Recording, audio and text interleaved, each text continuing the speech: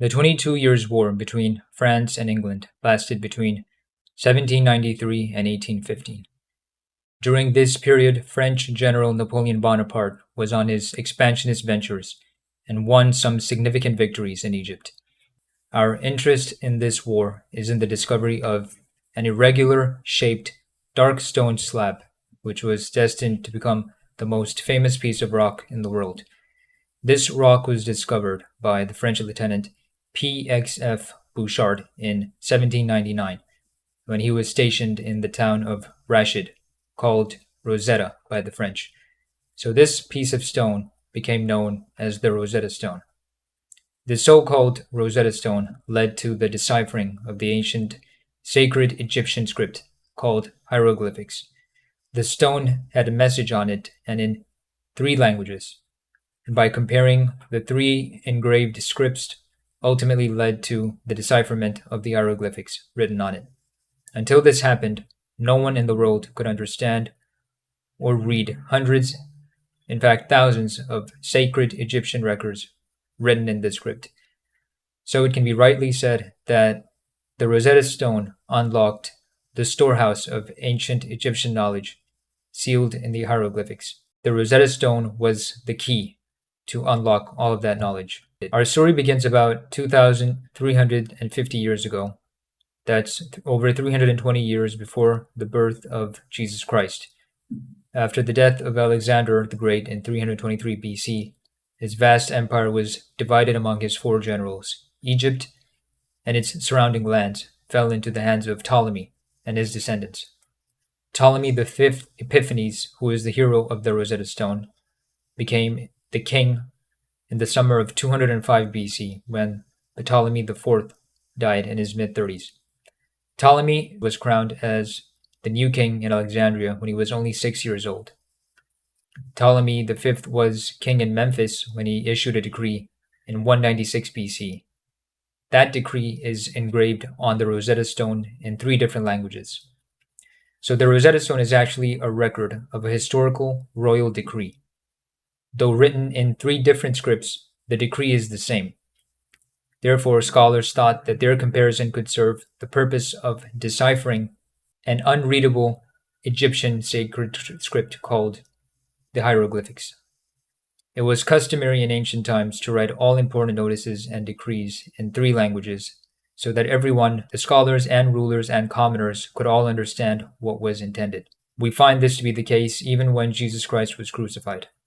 The plate written over his cross stated, "King of the Jews," but this was written in 3 different languages, Hebrew, Latin, and Greek. So the discovery of this regular-shaped dark granite stone became a matter of intense excitement among the scholars of languages, history, antiquity, and especially of Egyptology. Now, the stone itself is not very impressive, and it is not made of precious minerals.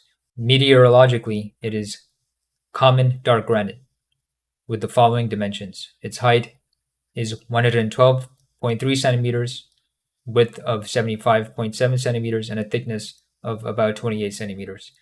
It weighs about 762 kilograms. As a stone, it might be worth a few $100s or equivalent.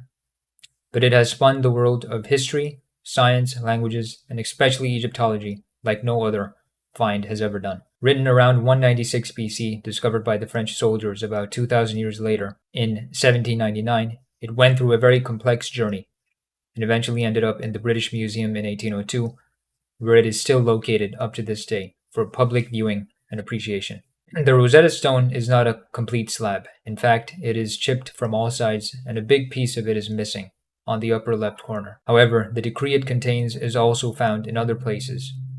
So the experts have been able to reconstruct the whole message. As stated earlier, the Rosetta Stone has a text written in 3 languages. There are a total of 97 lines inscribed on it. 14 lines of ancient Egyptian hieroglyphics, the ancient Egyptian sacred script, 32 lines of Demotics, Egyptian script for common people, 51 lines of ancient Greek for the sacred classes and scholars. Let's move on to the story of its decipherment. Hieroglyph was the ancient sacred Egyptian writing system. This is actually a pictorial system. Its origins go back to about 3000 BC. and it marked the beginnings of the ancient Egyptian civilization. At the time of the discovery of the Rosetta Stone, the ancient Greek language was known, but the Dometic and hieroglyphics were not. The stone contains the decree of Memphis dated 27 March 196 BC in all three languages. Decipherment can go from the unknown to the unknown, so that the scholars reasoned that if the decree on the stone is the same in three languages, and one of them is totally unknown, then that lone language, Greek, could hold the key to deciphering unknown hieroglyphic scripts of the ancient Egyptians. Now let's take a look at the code breakers. Thomas Young was an English scientist who discovered many principles of science. He was a Quaker Christian by faith. Most high school science students learn about Young's modulus, which has something to do with elasticity in solid objects. He also coined the scientific use of the term energy. Thomas Young was a true and God-gifted polymath. He was a physical scientist, a social scientist, but also a linguist. He did the initial groundbreaking work in deciphering the hieroglyphics of the Rosetta Stone. In 1819, Young published equivalents of 218 demotic words as well as 2,000 hieroglyphic groups. Reading this work, French Egyptologist Francois Chabas said that this idea was, in effect, the let there be light of Egyptology. Young later started writing an Egyptian dictionary. This could not be completed to his satisfaction due to ill health. After his death, this work was published in 1831 as Rudiments of an Egyptian Dictionary in Ancient and Chorial Character. Though he had truly and earnestly started it, he did not finish the great task of fully deciphering the hieroglyphics. This honor went to another man from his enemy country, a Frenchman named Jean-François Champollion. So from England, we now go back to France, where Champollion would finish what Young had started. Whereas Young was truly a man of science, in contrast, Champollion was truly a man of the arts. Champollion accomplished in his short life which millions cannot dream of accomplishing in centuries. Champollion was a child prodigy, a supporter of Napoleon Bonaparte, and he loved Egypt, and he could be rightly called an Egyptologist right from the start. At age 16, he wrote his first paper on the decipherment of Demotic, which was published in 1806. In 1814, at the age of 23, he wrote a book containing everything he knew about the history, geography, culture, and chronology of Egypt. He sent this work to London to be reviewed by the Society of Antiquaries, but mistakenly sent it to the Royal Society, whose foreign secretary at the time was Thomas Young, the man we talked about a while back. This led to correspondence between the two geniuses, one an English scientist and the other a French artist, whose countries were at war against each other. When finally Champollion was able to completely decipher the hieroglyphic script, this won him fame and title of being the decipherer of Egyptian hieroglyphics. It took many decades before his work and the system of his decipherment was fully accepted universally by scholars, but it is now fully accepted and used. Now a question of the ownership of the Rosetta Stone. Whose stone is it anyway? It was carved at the command of the Greek kings ruling Egypt. It was carved by Egyptians and originated from the Egyptian land, way back in 196 BC. However, it was discovered by the French in 1799 and later taken by the British and brought to the British Museum in 1806. The decipherment of the text was started by the British scientist Thomas Young and completed by the French Egyptologist Jean-François Champollion. Clearly, the acclaim of ownership of the stone is at least by 3 if not 4 nations. In July 23, Zahi Hawass, then the Secretary General of Egypt's Supreme Council of Antiquities, called for the Rosetta Stone to be returned to Egypt. These calls, expressed in Egyptian and international media, asked that the stone should be repatriated to Egypt, commenting that it was the icon of our Egyptian identity. Later, Hawass proposed an initial 3-month loan of the Rosetta Stone, with the eventual goal of its permanent return to Egypt. However, in 2005, the British Museum presented Egypt with a full-sized fiberglass color-matched replica of this precious stone, which was initially displayed in the renovated Rashid National Museum, an Ottoman home in the town of Rashid, or Rosetta. To this day, the Rosetta Stone is still found at the front hall of the Egyptian collection in the British Museum, where thousands of people visit it on a daily basis, appreciate it, and take pictures with it.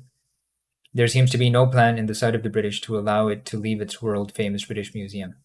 In fact, John Ray has observed, the day may come when the stone has spent longer in the British Museum than it ever did in Rosetta. Now, before we finish, we would like to read to you the English translation of a few lines of the Decree of Memphis. It was issued by King Ptolemy V on 27 March 196 BC.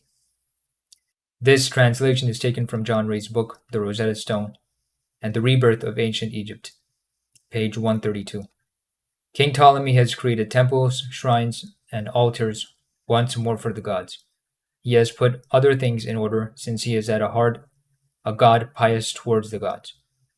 He has sought after the glories of the temples to make them new again in his time as pharaoh, as it is fitting. In exchange for this, the gods have granted him might, victory, and triumph, prosperity and health, and all other blessings for reign as pharaoh are secured with him, together with his children. Demotic version, lines 20 to 21. This piece of rock, the so-called Rosetta Stone, has unlocked thousands of documents, engravings, and other records. And it may be that in God's divine plan, the British Museum was and still is the right place for this stone to be located. Where else in the world could anyone want to see it and appreciate it and take selfies with it, visit it freely and free of cost? In our view of this stone, the Rosetta Stone does not belong to any one nation, but to the entire human family, everybody. And maybe it should stay where everybody is welcome to appreciate it. Thank you for listening to Injeeli Media's presentation. If you have enjoyed it, please share it, like it, and if you have not done so yet, please subscribe to this channel and don't forget to hit the bell.